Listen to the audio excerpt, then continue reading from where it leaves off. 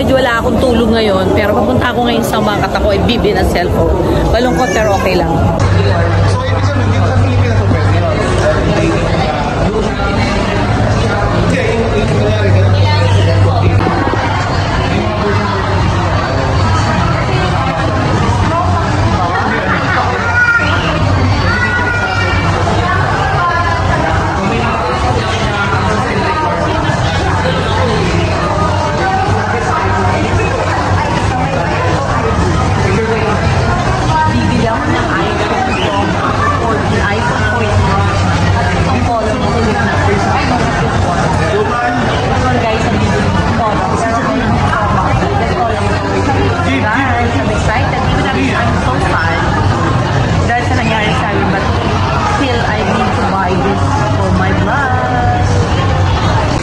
Guys, ayun na ang aking iPhone. Ito na po yun. Halika, tignan na po natin.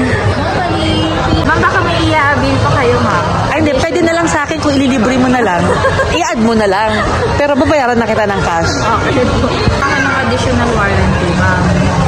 Yun yung warranty for theft. Yung any reason ng pagkanakaw or pagkawala na. Nakaw ng ano? So magbabayad kami ng mga extra. Magkano extra? Nasa 4,000. Sige, wag na. May extra warranty daw dito. Ano mo? Guys, merong additional 4,000 po. Bibili po kayo ng cellphone na iPhone, panalo naman. So, binili ko is Gigabyte 541. 512 po, iPhone Pro Max, Purple Blue. So, guys, kung bibili po kayo ito, dadaglan nyo po ng 4,000 for additional 1-year warranty.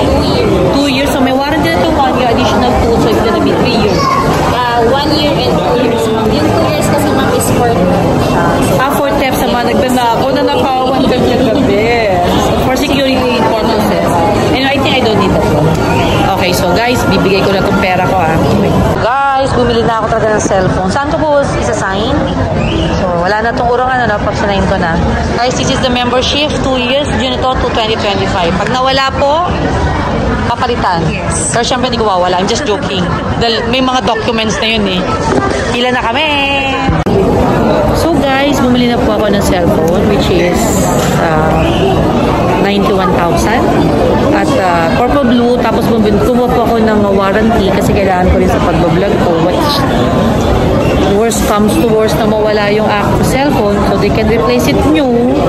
Sana mawala. Mawala para mapalitan ng bago. So bago ipapalit nila, hindi yung second hand. All bago. So excited ako magamit ng bago kong cellphone. So guys, magbabayad na ako. Yan po.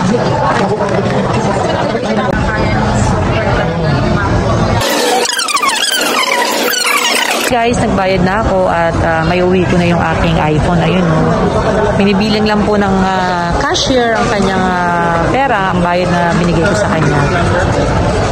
Ayun, so nag-cost po siya ng 95,980 including the warranty of 2 years. So magiging 3 years ang warranty nito kung mawala po ang cellphone ko. Example, ngayon nawala, papalitan nila one time lang yata. So, iPhone 14 Pro Max pa rin papalit na. Whichever, kunyari dumating ang time na wala silang 14 Pro Max, gusto ko ng 15 Pro Max, 20% lang babayaran ko, which is 20,000. So, not so bad. Not so bad. One time lang po ito papalitan, ano? So, ayun si ma'am. Bubuksan na. Nasa na siya?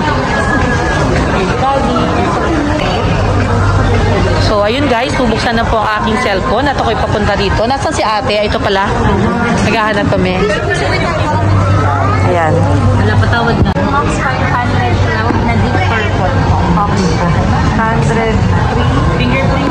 103,000. Yes. May discount kayo na 103,990 because I pay cash. So, nung pinay cash ko, nabawasan. Pero, for 103,000.